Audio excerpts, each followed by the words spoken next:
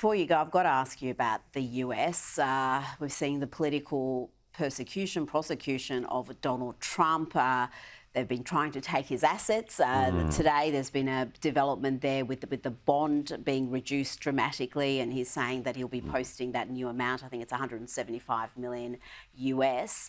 How do you see this effort to get Trump before he can be re-elected? It seems to be a determined effort from the Democrats and their lawmakers to politicise the justice system. And it really has a dangerous effect. You look at some of the polling now, trust in the US justice system is at record lows. People do not trust the system. Well, it's a very interesting thing that because, of course, a lot of Americans didn't trust the justice system already. I mean, the conviction rates in the US courts, for anyone who's been through them, are astronomically high. Almost Beijing-like, but not quite. Yeah, I mean, it's teetering on 99%, you know, and so a lot of Americans who've had experience of that already distrusted it. Then you've had the sort of super politicization of things like the Supreme Court, and then the Trump persecution. I do think it's a kind of persecution. I have plenty of criticisms of Donald Trump, but if you wanted to make sure he wasn't elected again, then run a really good candidate against him and highlight the things that he did in his term of office that you disagree with. Most people, I think, in America can see that this is a form of endless persecution against Trump. It certainly looks like that. This way of sort of trying to ruin him financially just looks like the final sort of, you know, the final turn of that dial. And I think a lot of people will see it as being cruel and unusual. I think it's only helping Trump, though. You know, I mean, as you say, I'm not sure that outside America people are quite prepared for this. You know, the polls that you've seen and I've seen that say that he's likely to win against Biden later this year. I mean, personally, you know, I have just about enough existential energy to, you know, cover various wars and things.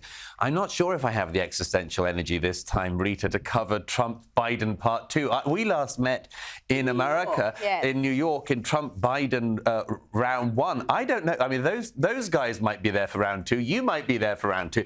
I think I might be just propping up the bar, exhausted by that. I'm not sure. This is going to be brutal, Rita. Oh, it is absolutely going to be brutal. But we've seen the Biden administration reverse course on Israel. And a lot of the conjecture there is, well, it's because they're trying to hold on to those swing seats, Michigan, Minnesota, where there's large Muslim populations who are very upset with the Democrats for standing with Israel. How do you see that? How is the Biden administration going to balance that supporting their ally, but also making sure they don't lose those crucial swing seats? There's a very interesting thing that's gone on in the last few days, which people haven't noted, which is whilst the rhetoric has ramped up against Israel from the Biden administration, there's been a new package of arms for Israel from the administration. Now, that's very interesting. I'm very pleased that that's the case because I think Israel should be allowed to win its war against Hamas and destroy Hamas. But it's very interesting that they're doing this two-hander, effectively.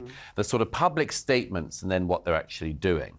I mean, you know, David Cameron, Lord Cameron to us, he's just said that, you know, if Israel doesn't do what Lord Cameron wants, then he might stop arms shipments to Israel from Britain. Britain doesn't make a significant amount of arms anyway, so I mean, it's a sort of rather grandstanding thing to do. But it is interesting, that difference between the rhetoric and the reality from Biden. I would just say, you know, the Biden administration has been a pretty good friend to Israel during this, but they are worried, it seems, about their polling in Minnesota and so on. I understand it. I would just say that, you know, I mean, Rita, if Australia was at war, and or no, let's put it the other way around. Let's say if America was at war, and it wasn't going down all that well among some people in Australia, I would not expect the Australian Prime Minister to pick up the phone to the President and say, now, look, you've got to halt your war because some of our voters in Melbourne are displeased with it. Yeah, exactly. You wouldn't expect that from an ally. I mean, the job of an ally is to be supportive to you in your hour of need. And God knows it's an hour of need in Israel. And I would hope that America would stand by Israel as it finishes its war against the terrorists.